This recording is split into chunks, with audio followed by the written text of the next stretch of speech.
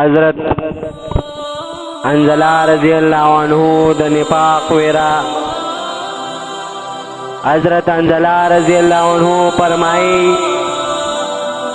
کہ وارے مون خلق د نبی علیہ السلام مجلس کیو نبی علیہ السلام وعظو فرمایا چې په هغې سره زړونه نرم شو او سترګو کې اوښکې وبهېدې او خپل حقیقت په مونږ ښکاره شو د نبي علیه السلام مجلس نه راپاڅېدم چې کور ته راغلم ښځه بچي راته راغله او څه د دنیا خبرې اترې شروع شوې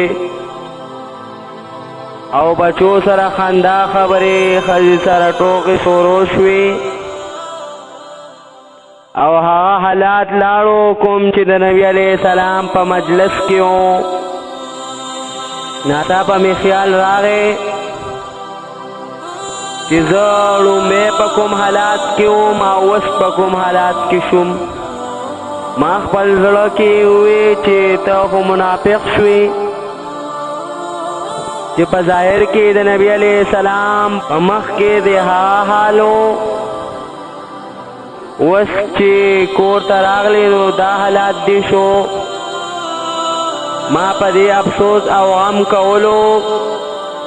او دا مې ویل کور نه راووتلم چې حنظله خو منافق شو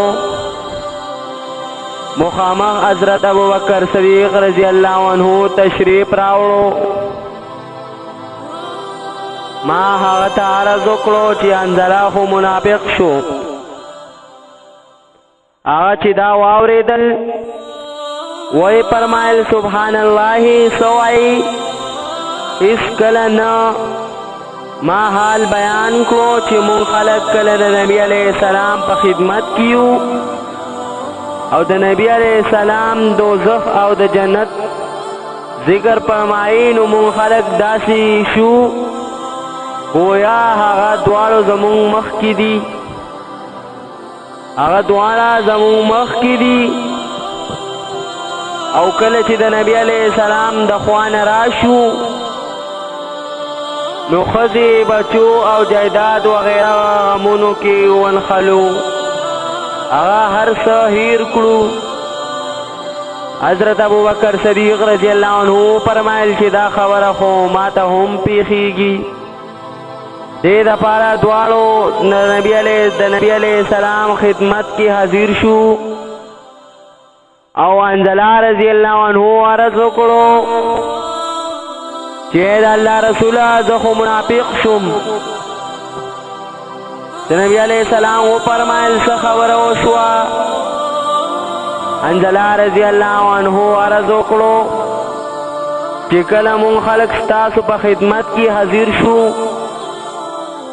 او تاسو د جنت او د دوزخ ذکر فرمایئ نو مونږ داسې شو گویا هغه زمونږ مخ کې دي خو چې کله ستاسو مجلس نه لاړ شو او ښځې او بچو او د کور په غمونو کې لګیا شو نو هر څه هیر شي نبی علیہ السلام ارشاد فرمایا چې په هغه ذات مې د قسم وي د چا په قبضه کې چې زما ساده که چیرې ستاسو هر وخت دغه حال پاتې شي څنګه چې زما مخکې وي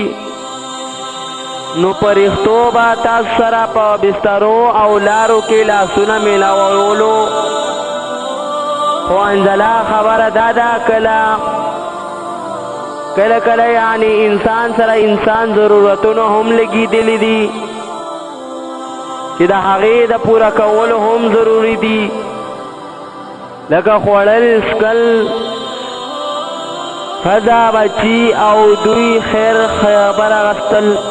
خیر خبر اغستل هم ضروری دي